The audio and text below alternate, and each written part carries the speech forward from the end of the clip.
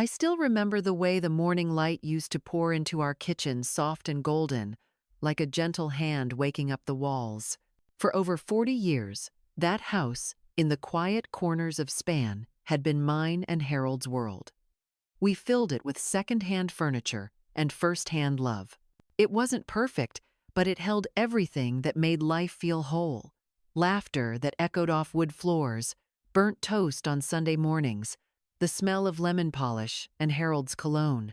When he passed, the silence became so loud it rang in my bones. The house didn't creak the same without his footsteps.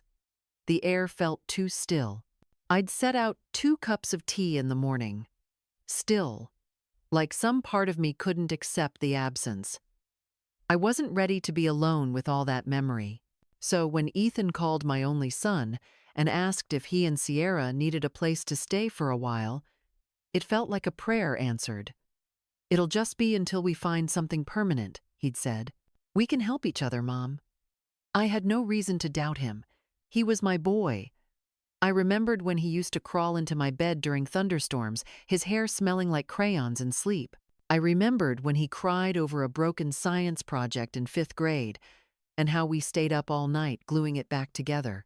I remembered baking cinnamon rolls during a snowstorm when the power went out, candles lit, stories told in whispers under quilts. He used to love the warmth of this home. We both did. They arrived on a crisp Saturday. Ethan looked older than I remembered, the kind of tired that doesn't come from lack of sleep, but from something deeper. His eyes had lost some of their spark. Sierra, on the other hand, was radiant in that curated, untouchable way. Hair slicked back into a low bun, a blazer the color of wet stone, lips painted in something elegant and unapproachable. She smiled like she was entering a boardroom. "Hi, Sybil," she said, her voice like a scented candle, soft, deliberate, and a little too rehearsed. I reached to hug her, but she leaned in just enough to say she did. At first, it was quiet. The kind of quiet that slips in slowly, like fog curling under a closed door. Sierra complimented the hydrangeas.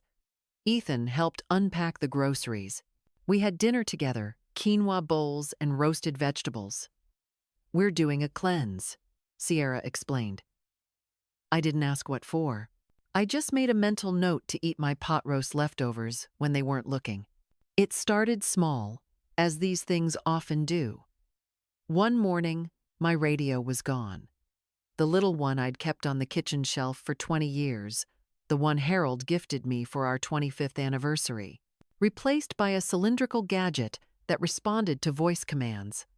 "It streamlines the ambiance," Sierra said cheerfully. I smiled, confused, and didn't ask where my radio had gone. A few days later, my floral curtains, yellow with tiny blue violets, sun-faded but loved, were replaced with beige linen panels. "Neutral tones help promote mental clarity," she said. "Too much visual noise can be overstimulating." Visual noise. That's what she called pieces of me. Still, I said nothing. Families make compromises, don't they? I told myself it was just a new season. Then came the shared space guidelines. A typed list taped to the fridge. Rules, she called them. Boundaries that dictated how I was to exist in the home I built. No personal items in the living room. No television between noon and 4. Her meditation window. Laundry was to be done outside her work hours. I read the list twice, my hands trembling just slightly. Each rule was an erasure of something familiar. Ethan said, "It's just so things can run smoothly, Mom." He didn't look me in the eye when he said it. That evening, I went to make tea and realized my favorite mug-chipped cobalt blue with a hummingbird on it was missing. I found it later in a box marked "Donations." Next to it was a stack of books from the shelf in my room. My books. I didn't say a word. But that night, I sat on the edge of my bed, tracing the pattern of the wallpaper Harold and I had picked out 2 decades ago. My finger stopped at a tiny tear in the corner. I rubbed it gently. It felt like something inside me was peeling back too. Then came the room switch. Sierra asked if I'd mind moving into the smaller guest room. the one with the broken radiator and no natural light. It's just that I've started doing Zoom sessions for clients, she said. The bigger room would make a great office. It's temporary, of course. Of course. She always said that. Temporary. Like everything of mine was rented space in a life she now managed. I moved quietly, folded my blankets, tucked away framed photos. One of them, a picture of Ethan as a toddler, frosting smeared on his face. Harold's hand on his shoulder disappeared somewhere in the shuffle. I asked Ethan if he'd seen it. "I'm sure it's around here," he mumbled. He didn't look up from his phone. The new room felt like a storage closet. Cold, impersonal.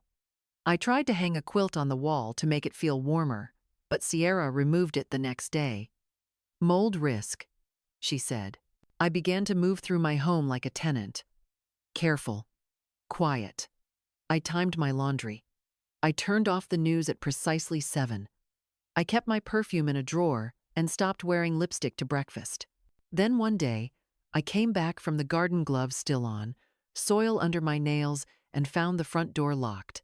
I thought maybe it had jammed. I knocked softly. No answer. I tried again. Still nothing. I walked around to the back, where the sliding glass door used to stick in the summer. It was locked, too. My key didn't work. I stood there, holding my gloves in one hand, the other resting against the glass. Inside, I could hear faint music playing. Something instrumental, something curated. I rang the bell. After several minutes, Ethan opened the door. He looked exhausted. He didn't meet my gaze. "She changed the locks," he said quietly. I blinked. "Without telling me?" He scratched the back of his neck. "She thought you were staying with Joanne for the weekend." I never said I was," I replied, my voice steady but quiet. She wanted some space. It's just until things settle." "Things." He didn't say I. He didn't say Mom. I looked past him, into the living room, where my rocking chair used to be. Now a minimalist floor lamp stood in its place. "I see," I said, and I did. I saw everything. I didn't cry. I didn't raise my voice. I walked down the driveway with my gloves still in hand. My house, my life stood behind me like a museum that had changed curators and quietly rewritten every plaque. I drove to the only place I could think of, a modest motel on Route 6. The kind with thin walls, scratchy towels, and that smell of lemon cleaner that never quite covers up the years. That night, I lay in bed staring at the ceiling. I whispered Harold's name once, like a question I already knew the answer to. The next morning, I made tea from a bag I'd packed months ago for emergencies. It tasted like old memories. I opened my file folder, the one with the deed, our will, the savings account. And that was when I noticed it. A small line of numbers that didn't belong. Something had shifted, not just in my house, but in everything. And I wasn't going to stay quiet anymore. The motel room smelled faintly of old lemon polish and something heavier resignation, maybe. The wallpaper curled at the edges, and the twin bed sagged in the middle like it was holding its breath. But the door locked from the inside, and the air was quiet. No footsteps. No voices asking me to make myself small. And for the first time in months, I felt like I could exhale. I sat at the small round table by the window, the one just big enough for a folder and a teacup. My gardening gloves lay beside me, a remnant from the life I had been pushed out of, not with a scream, not with a scene, but with 100 small nudges. A different spoon here, a new rug there. Until one day I was standing on the front porch of my own house, locked out with dirt under my nails and nowhere to go. I opened the folder I had tucked away after Harold died, our just-in-case documents, he used to call them. Inside were the papers that once gave me peace of mind. The deed to our house, our joint savings account numbers, a photocopy of his handwritten will. I hadn't looked at them in a long time. I never thought I'd need to. But something had shifted, and now they felt like lifelines. I flipped through the pages slowly, careful not to smudge anything. At first, everything looked familiar, but then one detail stopped me. One of our primary savings accounts, the one Harold and I had built for what-ifs, no longer listed my name. The routing number had changed. The account name now read, Rollins Family Holdings Trust. I stared at it, heart thudding in my chest. I double-checked the paper, the envelope it came in, the date. No mistake. And then the realization hit me. My name was gone. Not misspelled. Not moved. Gone as if I had never existed on paper. As if someone had rewritten the story of our life together and decided I didn't deserve to be part of it. I dropped the paper. I tried to breathe. This wasn't just a misunderstanding. This was extraction. I thought about the way Sierra had moved through the house. Soft voice, hard intentions. Her notes, her rules. The way Ethan looked away every time I tried to say something real. It wasn't just that they didn't want me there. They were making sure I couldn't come back. And now I knew it went deeper than I ever imagined. Then I remembered her voice from the hallway phone call. That day, just after breakfast. She still thinks it's all in her name, she had said. Calm, confident. And then, the line that now rang in my ears like a siren. We need to move things forward before she changes her mind. I had brushed it off then. Told myself it didn't mean what I thought it meant. But it did. And now, I had proof. That night, I lay in bed and stared at the ceiling. Sleep didn't come. I replayed every quiet moment of surrender every time I smiled instead of asked, agreed instead of insisted, gave instead of guarded. I thought about how easy it had become to overlook myself. The next morning, I reached for the phone. I stared at the number for 5 minutes. Then I set it down. Then picked it up again. 4 times I hovered over the call button. 4 times my thumb froze. Not because I didn't trust her, but because calling her meant admitting something terrible had happened, that my own son had let it happen. That someone I fed, clothed, loved, had watched me disappear and didn't stop it. But finally, I pressed the button. Trina Hahn, Elder Legal Resource Network, came the voice, sharp, efficient, and familiar. Trina, this is Sybil Rollins, I said, and my voice cracked. I think I need help. Trina was the daughter of my old friend Carol. I remembered her as a whip-smart child who once asked for a copy of the Constitution for her 12th birthday. Now she was a lawyer, one who worked with older adults like me, the ones who didn't realize they were being preyed upon until too late. She didn't ask questions, just said, "Text me your address. I'll be there in an hour." She arrived wearing flats covered in sidewalk dust, hair in a messy bun, eyes sharp as ever. She didn't comment on the motel. She just hugged me, sat at the tiny table, and said, "Tell me everything." So I did. I started from the beginning, the quiet changes, the cold fabrics, the list on the fridge, the way my radio disappeared, and the curtains went beige. I told her about the rules Sierra set, the room swap, the way Ethan wouldn't look at me when I asked where my teacup went. I told her about the day I came back from the garden and found the locks changed. And then I told her about the document, the trust, the missing name. Trina didn't speak as I told it, but her pen scratched harder with each detail. When I finished, she opened her laptop. "We're pulling the deed record first," she said, "and I want to see the trust." I handed over the document. She scanned it, then froze. "This signature," she said, pointing. "It's not yours." I blinked. "How can you tell?" "Because whoever forged it didn't know your hand," she said. "It pauses where yours flows. It mimics shape, not pressure. It's not clean." My chest tightened. "So, what does that mean?" "It means you didn't sign this," Trina said plainly. "And if you didn't sign it, this entire transfer is invalid." She leaned forward. "This wasn't a misunderstanding, Sybil. This was theft." I sat very still. Trina got to work immediately.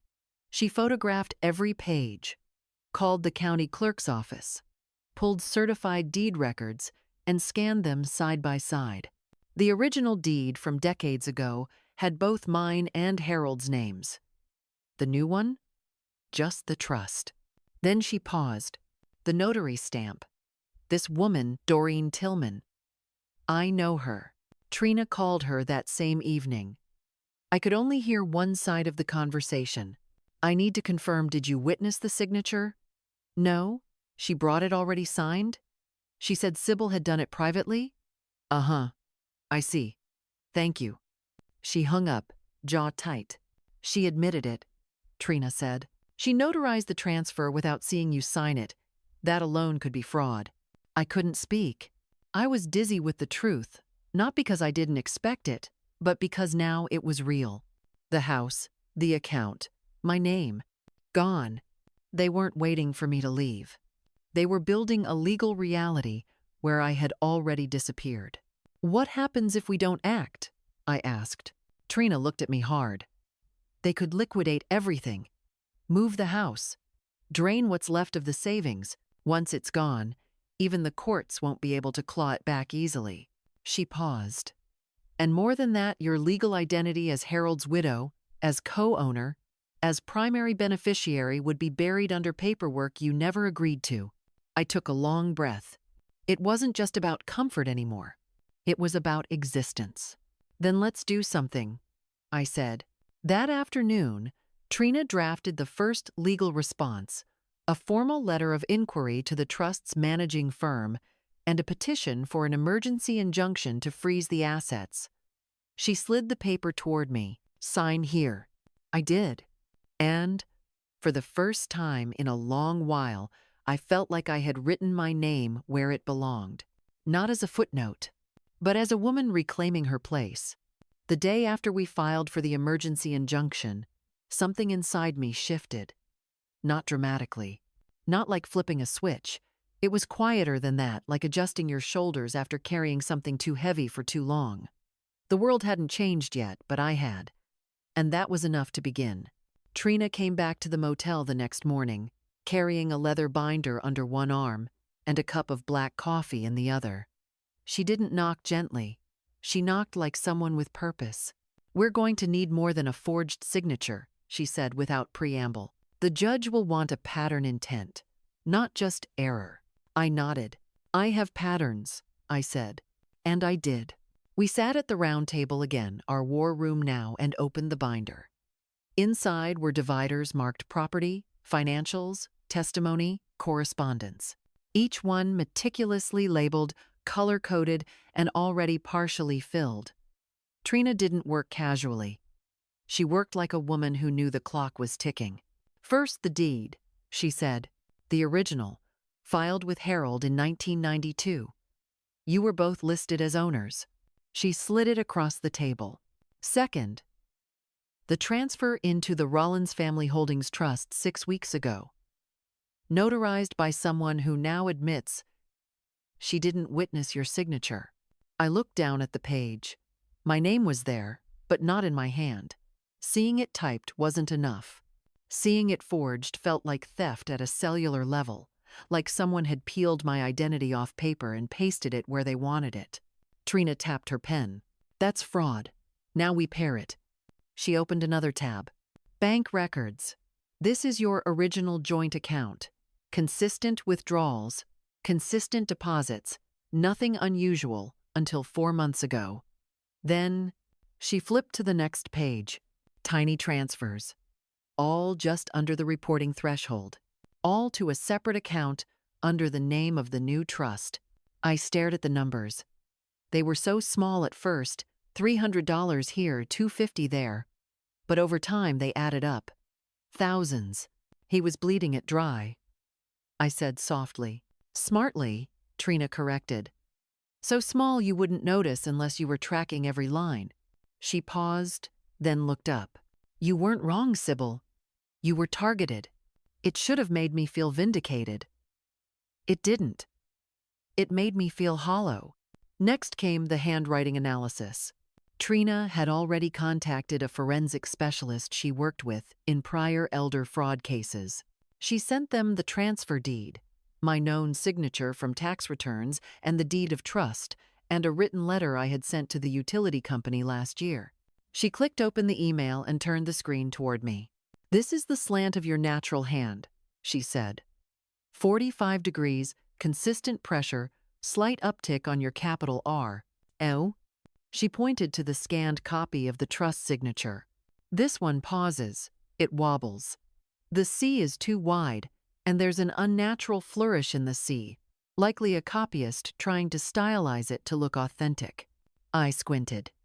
She was right. It was close, but not close enough. "That's expert testimony," Trina said. "If the judge sees this and the notary's statement, we can argue not just that the transfer was forged, but that it was part of a coordinated effort to strip you of legal control." I sat back in the chair. Everything I feared was now printed on paper, cataloged in plastic sleeves, and organized with color-coded tabs. I didn't feel safe yet, but I felt seen. That night, I went through an old box of Harold's belongings I had taken from the garage before Sierra started optimizing everything. Inside was his fishing license, a stack of faded receipts, and a folded envelope marked "House Final Draft." Inside was a sheet of paper, yellowed at the edges, torn from a notepad with Harold's handwriting scrawled across it. "If anything happens to me, Sybil keeps the house. Non-negotiable. It's always been hers." I sat on the edge of the bed, the paper trembling in my hands. It wasn't legal, but it was loud. The next morning, I placed it in a plastic sleeve and handed it to Trina. She didn't say anything, just nodded and filed it under intent. 3 days later, she returned with a printout from the county clerk's office. "This is the schedule for your emergency hearing," she said.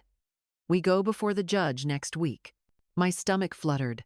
"They'll be there?" I asked. "Maybe not Sierra," Trina said. "She'll send counsel, but Ethan might." I didn't ask what he would say. I already knew. They would call me confused.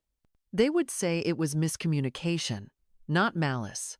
They would insist it was a family matter, gone too far. But now, we had proof. That same day, Trina filed the injunction to freeze all accounts associated with the Rollins Family Holdings Trust. She had found 3. One tied to real estate, one tied to investments, and a third, a checking account Ethan had opened in his name, but funded by slow siphons from my original savings. I stared at the name on the checking statement. It was Ethan's handwriting. He hadn't just let it happen. He had participated. Something in me cracked quietly, not with rage, but with the kind of disappointment that doesn't scream. It just sinks. It settles. "I don't think I ever wanted the house back," I said aloud. Trina looked up. "I think I just wanted to know I wasn't crazy, that I wasn't imagining it, that I hadn't made it all up just because I didn't understand scented candles and beige throw pillows." She smiled gently, not pitying. "You're not crazy," she said. "You were trusting, and they weaponized that trust." By the end of the week, we had the full binder ready. The original deed, the forensic analysis, the bank logs, the notary's written statement, Harold's letter, and Trina's own summary brief, outlining the pattern of coercion and financial manipulation. We weren't just building a case, we were building a mirror, one that reflected every quiet theft, every excuse, every polite dismissal, every paper trail that said, "You don't matter anymore." The day before the hearing, I sat alone in the motel and read Harold's note again. It's always been hers. Not ours, not joint, not conditional. Just hers. That night, I slept with the file beside me, not because I feared losing it, but because, for the first time in a long while, I knew who I was, and I was ready to be her again. The morning of the hearing, the sky was a dull gray, and the air felt heavier than usual, not stormy, just full, like something important was about to happen, but the world hadn't decided whether it would rain or shine. I sat on the edge of the motel bed for a long time before dressing. My hands moved slower that morning. My blouse, soft blue with pearl buttons, had been packed away for months. I ironed it carefully, hands trembling slightly, pressing out wrinkles, not just from fabric, but from memory. I hadn't worn it since Harold's memorial. First impressions matter, he used to say, but what you do after the first impression is what they'll remember. I looked in the mirror and whispered, "Watch me, Harold." The courthouse loomed quiet and precise, like a place where emotions didn't belong. The floors were waxed to a shine, the walls lined with plaques and old photographs of judges past. Everyone walked quickly, spoke in low tones. It reminded me of a library, but without warmth. Trina met me outside courtroom 2B, binder in one hand, coffee in the other, dressed sharply in a dark charcoal suit. Her hair was in a sleek ponytail, and her eyes scanned the room like radar. "You okay?" she asked, barely louder than a whisper. "No," I answered honestly. "But I'm here."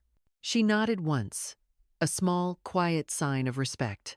When the clerk called my name, my breath hitched, just slightly. We walked inside, side by side. I hadn't seen Ethan in over a month. He was already seated with the opposing counsel in a crisp shirt I had bought for him last Christmas. He didn't look up. That, more than anything else, felt like the true betrayal. The room itself was smaller than I'd imagined. Light oak paneling, dusty beige curtains that filtered in pale morning light, and rows of benches behind us like pews at a church. The judge, a tall, silver-haired woman with square glasses and a no-nonsense voice, sat at the bench with a single gavel resting by her right hand. She looked straight at me when she said, "This is a preliminary hearing regarding the petition for emergency injunction filed by Mrs. Sybil Rollins. Let's proceed." Trina introduced herself, then introduced me as the petitioner and rightful co-owner of the contested estate and financial trust. Her voice didn't waver, not even slightly. Then the man in the gray suit stood. I assumed he was Sierra's attorney, polished, smiling. His words were smooth as butter and just as oily. "Your Honor," he began, "we fully respect the petitioner's concerns. However, we maintain that all actions taken were legal, consensual, and reflective of the family's long-term estate planning. My clients, Mr. and Mrs. Rollins, acted in good faith, with full transparency and love for all parties involved." Love. That word twisted something in my chest. Love doesn't change locks. Love doesn't whisper behind closed doors. Love doesn't remove names from bank accounts. The judge turned to me. "Mrs. Rollins, I'd like to hear your account." I stood slowly, fingers pressing gently against the table to steady myself. "My husband Harold and I lived in that home for over 40 years, I began. "We raised our son there. We buried my rose garden in the back with his dog's ashes. Every room has a piece of us, of me." I swallowed. When he passed, I thought bringing my son and his wife into that space would give it new life. But it changed. Quietly at first, then quickly. My curtains disappeared. My favorite teacup was gone. My radio was boxed. Then my bedroom, then my name. The room was silent. I continued, voice lower now. "They told me I was imagining things, that I was being forgetful. But I wasn't. They were removing me, one drawer, one document at a time. Trina rose as I sat down. She handed the judge a series of exhibits, each tabbed and highlighted. Her voice was steady but firm, like someone reading truth aloud in a room where lies had long echoed. "This is the original property deed signed jointly by Harold and Sybil in 1992. This," she held up a page, "is the forged document transferring ownership to the Rollins Family Holdings Trust. Notice the signature discrepancy, corroborated by a licensed forensic document examiner." The judge raised an eyebrow. Trina pressed on. "This affidavit is from Doreen Tillman, the notary whose stamp appears on the document." She admits she did not witness Mrs. Rollins signing this paper. In fact, she was told it had already been signed by Sierra Rollins. She let that sink in. Further, she said, flipping pages. These are banking records showing transfers consistently below federal reporting thresholds, funneling money from the joint savings account into accounts under the trust. This was done without Mrs. Rollins' knowledge or consent. The opposing counsel objected. Speculation, Your Honor. These could easily be household transactions, utilities, maintenance, groceries. Trina didn't flinch. These were made at 2 a.m., 3 a.m., often in round number increments, into a trust account. No groceries cost exactly $300 at 2:17 the morning. A quiet murmur rippled through the back benches. The judge cleared her throat. Does the defense have any documented approval by Mrs. Rollins of the trust transfer or bank withdrawals? The lawyer looked to Ethan. My son hesitated, then slowly shook his head. The silence in that moment was loud. The judge narrowed her eyes. Mr. Rollins, did you personally witness your mother sign the transfer? He looked up at me for the first time. His eyes were glassy, but not from remorse, from fear. No, he said quietly. I didn't see her sign it. The judge nodded, writing something on her pad. And do you assert she was fully aware of what she was signing when the document was filed? Ethan paused. I thought she was. I mean, Sierra said. He stopped. The judge looked up sharply. She said what? Ethan glanced at his attorney, then lowered his eyes. Nothing. I didn't move. But inside, I wanted to grab his shoulders, shake him, ask, do you even know what you've done? Not just legally to me. To us. To the boy who used to ask me to sing him to sleep when he was 10 years old and scared of thunderstorms. The judge leaned forward. I find sufficient evidence of potential fraud and misrepresentation. The emergency injunction is granted. All assets under the Rollins Family Holdings Trust are to be frozen effective immediately. No disbursements, no property actions, and no occupancy changes until the full hearing is completed. She turned directly to me. Mrs. Rollins, until the matter is resolved, you are authorized to return to the property and reside there without interference. I nodded. My throat was tight. The gavel struck once. I didn't expect it to sound like a heartbeat. Outside the courtroom, I sat down slowly on the wooden bench in the hallway.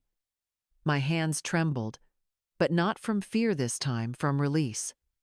Trina sat beside me, looking straight ahead. You were perfect, she said. I was terrified and brave. I looked down the hall and saw Ethan walking away. He didn't glance back, just disappeared around the corner like a shadow retreating at sunset. I turned to Trina. Do you think they'll fight back? Oh, they will, she said. But now you're not fighting alone. I looked at the folder in my lap. My name, in bold, unshaken.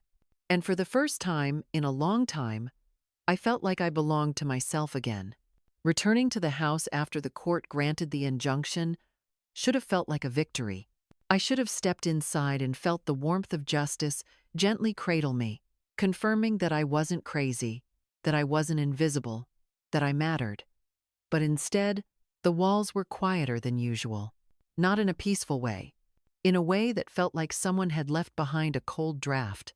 There were no loud confrontations, no shouting matches, no Sierra standing in the kitchen with her arms crossed and that slight smirk on her lips. No Ethan pretending not to see. But even without them, I could feel them. Their fingerprints were still everywhere on the arrangement of the furniture, the strange smell of their detergent in the laundry room, the hum of the appliances they had replaced without asking me. They were gone, physically, but the house still echoed with the control they had exercised for so long. And I thought that would be the end of it, that now we'd wait quietly for justice to take its course. But what I didn't know was that people like Sierra don't stop when you push back. They don't retreat, they shift, they adapt. And worst of all, they plan. At first, it was subtle. My neighbor across the street, Linda, who had once brought over banana bread after Harold's surgery, no longer waved when I checked the mail. The teenage boy who helped trim my hedges every other week suddenly stopped showing up, without a word or text. I overheard someone at the corner store whispering to the clerk when I walked in, only for their conversation to halt the moment I got close. Eyes followed me, not with anger, but with pity. And sometimes, pity is the cruelest look of all. Then came the message from my cousin Janice. We hadn't spoken in over a year. She messaged me on Facebook of all places. "Hi, Sybil. I heard you've been going through a hard time lately. Someone mentioned you've been kind of forgetful. Just wanted to check in. Hope you're okay." Forgetful? The word lodged in my throat like a bone. Then came the article. Trina called me early, too early. Her voice was calm, but I could tell by the way she breathed before speaking that it wasn't going to be good. "There's a blog post," she said. "Not by Sierra directly, but it's about you." The article had no author, no names, and yet it managed to describe me so clearly that anyone who'd seen me or heard Sierra's side of the story would know exactly who it was about. It was posted on a platform dedicated to elder wellness, and it painted a picture of a woman spiraling from grief, lashing out at her family, accusing her caregivers of theft and abuse, all while denying her own decline. It spoke of hallucinations, emotional instability, and delusional claims during the probate process. It didn't say Sybil Rollins, but it didn't have to. Trina traced the source. The article was commissioned through a PR firm based in Sacramento, a firm Sierra had used before for her wellness retreats and online brand work. And worse, the payment had come from Sierra's nonprofit foundation, the one she claimed supported caregivers. She had written off the smear campaign as an educational outreach expense. "She's trying to shape the public perception," Trina said, "to frame you as unreliable before you even get your day in court." It worked. The next day, I went to the pharmacy, and the cashier, a young woman who used to ask me how Harold was doing, didn't meet my eyes, just rang me up and slid the bag across the counter. "Have a good day, Miss Rollins." The pause before my name was noticeable, like she was unsure if I still remembered it. I started second-guessing myself. I found the keys in the freezer and wondered, had I really forgotten them there? I told the same story about Harold's chili recipe twice in 1 week, and felt a flush of shame as the friend politely smiled. I woke up one morning and couldn't remember what day it was, and for a full minute, I believed Sierra might be right. That terrified me more than anything else. I sat on the porch that evening, blanket wrapped around my shoulders, hands curled around a lukewarm mug of tea, and I wept. Not because I was sad, though I was, but because I was tired. So incredibly tired of proving I was real. That I remembered. That I mattered. That my memory hadn't left me, even if people around me had. Then came the envelope. New return address, new note. Just photos. Screenshots from the home's security camera system, the one Ethan had insisted on installing for safety. Photos of me walking through the hall at night, sitting in the living room at odd hours, once even talking to myself while folding Harold's old cardigan. Each photo had a timestamp and a sticky note. Monday, 2:11 a.m. Confused? Wednesday, 33 a.m. Unstable behavior. Friday, dirt. 2 a.m. Delirious? My hands shook as I stared at them. I didn't even remember how I made it to the phone, but I called Trina. She came within the hour. "This," she said, holding up the photos, "is intimidation. Psychological warfare. She wants to rattle you, make you doubt yourself." "I already am," I whispered. Trina sat beside me, her voice gentler than I'd ever heard it. "Then, let me remind you who you are." The next day, Trina showed me something. "She slipped," she said, almost gleefully. She listed the PR firm payment on her nonprofit's expense report. She labeled it as mental wellness content. But I pulled the grant guidelines. Using funds for litigation-related public relations is a violation. She had the documentation, emails, a scanned receipt, the foundation's bylaws. We're going to present this in court. Not just as manipulation as fraud. Something stirred inside me then. A flicker of steadiness. Not revenge. Not even anger. Just resolve. I want to speak, I told her. Are you sure? Yes. I want them to hear me. From me. That night, I sat at my old writing desk, the one Harold had sanded and refinished as an anniversary gift, and I began writing my statement. My hands trembled only slightly as I put pen to paper. I wrote not about the theft, not about the house or the trust, but about me, about who I was before this, before they tried to erase me. And when I finished, I read the last line aloud into the quiet room. You may call me confused or grieving or old, but I am also something else. You cannot silence. I am aware. I am present. And I am not afraid anymore. The morning of the next hearing was colder than I remembered August mornings to be. The air carried a strange stillness, not the peaceful kind that wraps around you like an old quilt, but the kind that holds its breath, waiting for something to break. I dressed slowly, not in anything grand. Just a soft gray blouse, Harold had once said, made my eyes look stormy, and a navy cardigan that still carried the faintest scent of lavender. My hands trembled as I buttoned the last button, not from fear, but from the weight of what this day would mean. Trina picked me up in silence. She was wearing her usual calm, armor-tailored suit, thick binder, calm eyes hiding a fire I had come to trust more than my own heartbeat. As we entered the courthouse, everything felt too bright, too clean, like it had been scrubbed down to hide the ugliness that was about to be exposed. Inside, Sierra was already seated, polished, poised, her lips painted in a red too sharp for a courtroom. Ethan sat beside her, slightly hunched, eyes flicking between the papers in front of him and the floor. He didn't look at me, not once. When the judge entered, everyone rose. It began with a review of the previous injunction. Simple, procedural. But then Trina stood, and the tone of the room shifted. Even the wood of the benches seemed to lean in. Your Honor, she began, voice clear, unwavering. We have submitted new evidence, demonstrating not only manipulation of public perception, but fraudulent use of nonprofit funds, orchestrated with the explicit intent to undermine my client's credibility before this court. She moved methodically, page by page, presenting emails, receipts, nonprofit bylaws, and expense reports. Each one told a story Sierra hadn't intended to be told. The judge adjusted his glasses, leaned forward. Miss Hastings, he addressed Sierra's attorney, can your client explain these payments? Specifically this one, labeled Content Development for Mental Wellness Education?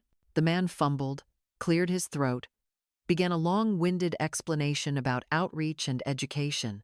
But the judge raised a hand. I'm asking your client, counsel. Sierra stood slowly. Her voice was controlled, but her jaw clenched too tightly. It was part of our campaign to raise awareness, she said. It had nothing to do with this case. It's a coincidence. Trina didn't flinch. And the timing? The content of the article? The targeted implications? She asked. Sierra's eyes narrowed, her calm beginning to slip.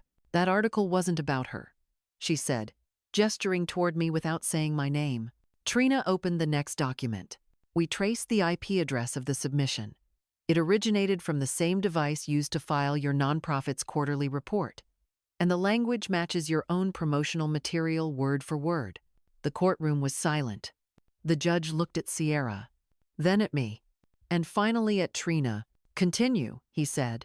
That's when she presented the photos, the ones sent anonymously to intimidate me, the ones Sierra had used to suggest I was unstable. The judge flipped through them slowly, his brow furrowed deeper with each one. These were captured using the home's internal security system without Miss Rollins's knowledge or consent, Trina said. We believe they were intended to imply mental deterioration. But we've had them analyzed. Uh, she gestured toward a man seated quietly behind us, an expert in digital forensics. They were selectively edited, taken out of context, and, more importantly, accessed remotely using credentials registered to Mr. Ethan Rollins. Ethan's head jerked up. What? He whispered, audible in the otherwise dead, quiet room. Sierra turned to him sharply, her eyes widened.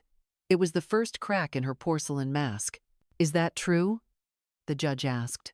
Ethan looked like a boy again. Not a grown man. Not a husband. Not even a son. Just a boy who got caught doing something he couldn't undo.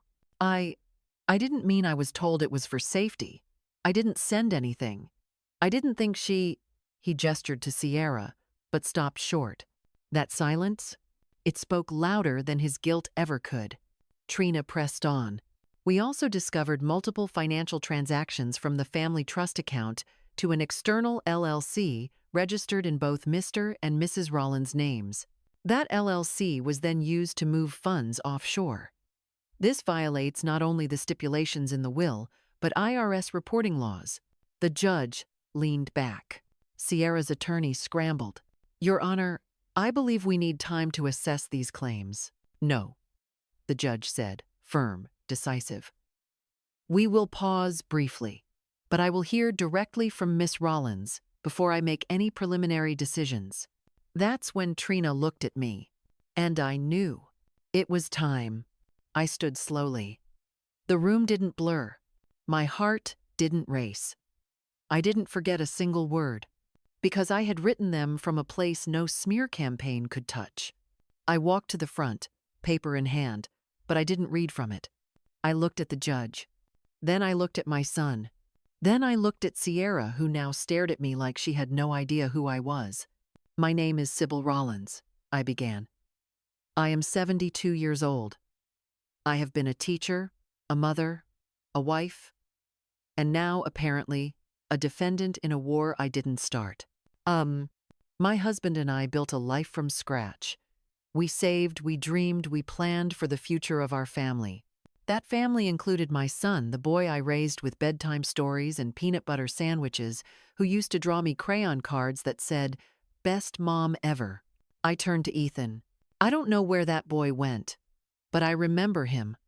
I remember what love felt like when it came from you.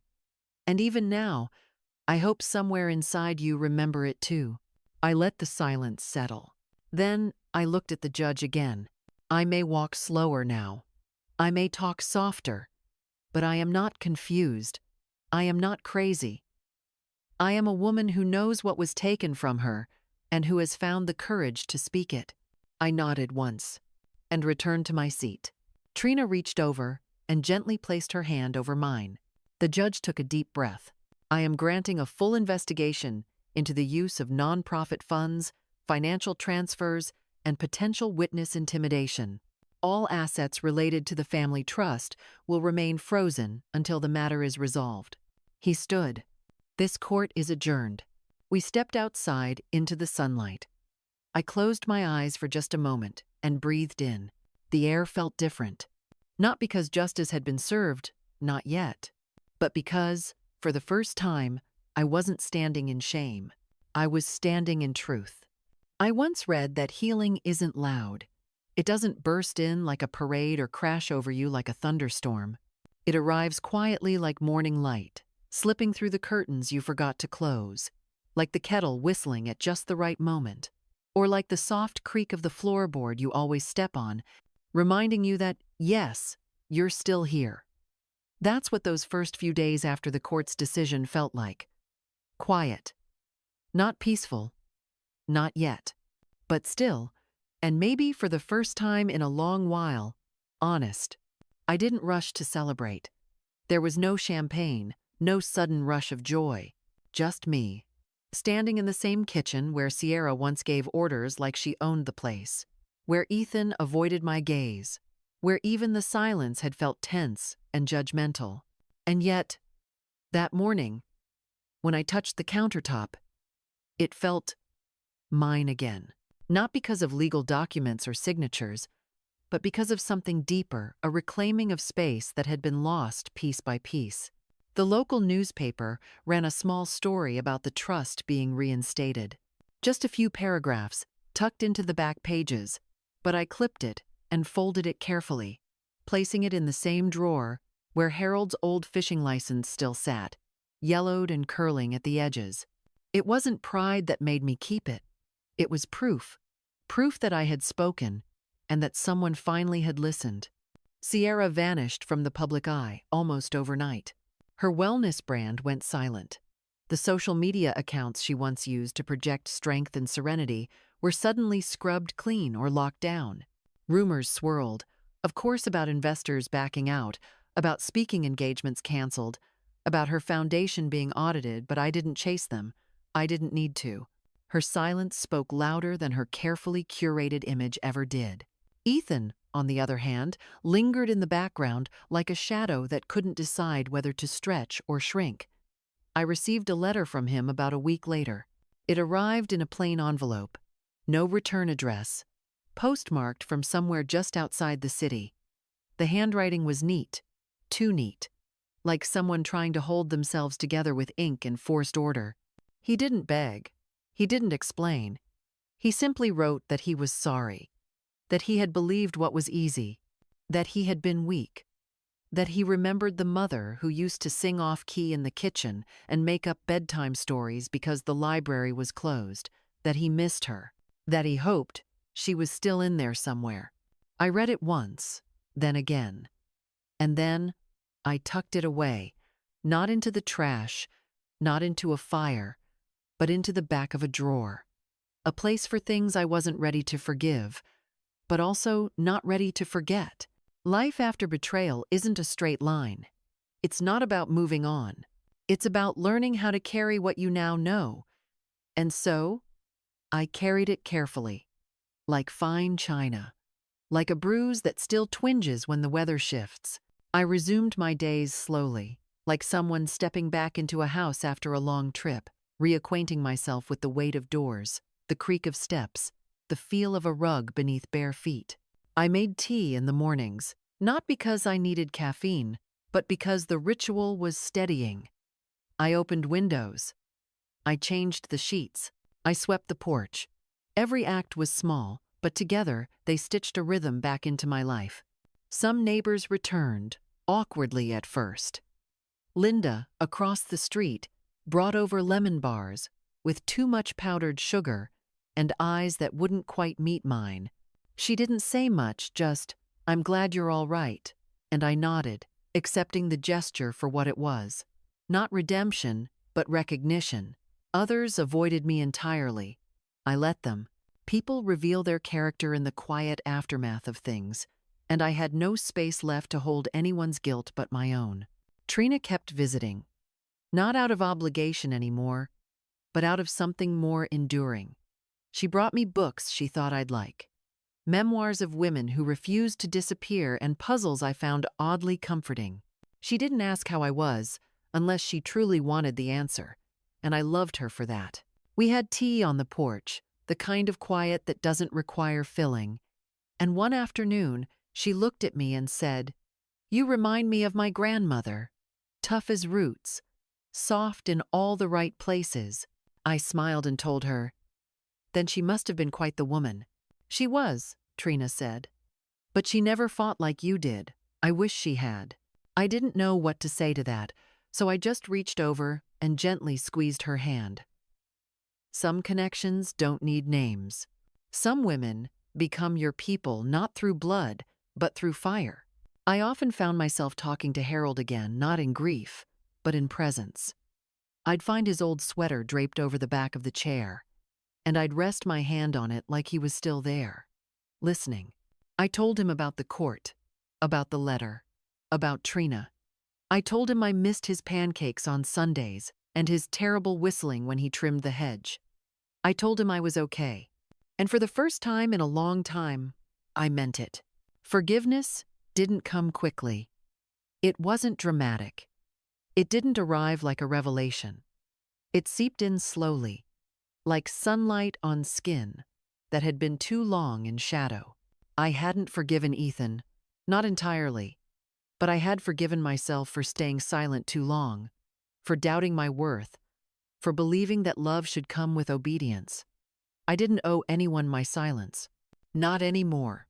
The house felt like mine again, not just legally, but spiritually. The walls no longer echoed with judgment, but with memory, with music, with peace. I found myself humming as I folded laundry, something I hadn't done since before Sierra arrived. I baked again. Nothing fancy, just cinnamon muffins and butter cookies, but they made the house smell like home. And one morning, as I stood by the window, watching the sun spill golden light across the hardwood floor, Harold once refinished with his bare hands, I felt something loosen inside me. Not break, just loosen, like grief finally sighing, like fear releasing its grip, like life saying, "You made it through." I didn't cry, I didn't speak. I just stood there, warm cup in hand, soft music in the background, and breathed. And that was enough. If you're still here with me, thank you. Truly. Sharing this wasn't easy, but I believe some stories are meant to be told not because they're dramatic, but because they're honest. I'm just a mother. I don't have fame or fancy titles, but I have lived. I have loved deeply. I've been wounded in places no one could see.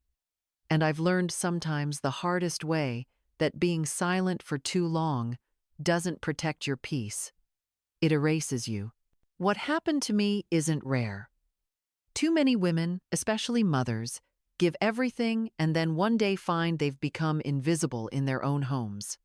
You love with your whole heart, and somehow it's used against you. Your kindness gets twisted. Your memories are doubted. And still, you stay, hoping love will recognize itself again. But here's what I've learned. Your voice matters.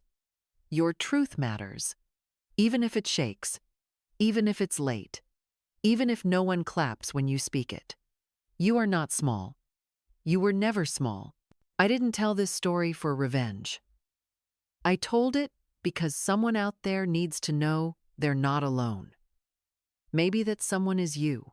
Maybe you've been made to feel like you're too sensitive, too emotional, too difficult. But maybe you're just strong in a world that keeps asking you to shrink. So, if this story touched your heart, even in the smallest way, please consider subscribing to this channel. It helps stories like mine reach the women who need them most. Women who are healing, women who are rising, women who have been quiet for too long. Together, we can remind each other that age doesn't erase value, and survival doesn't mean silence. Thank you for walking with me through this. Thank you for letting me be seen. And wherever you are right now, I hope you know, it's never too late to come back to yourself.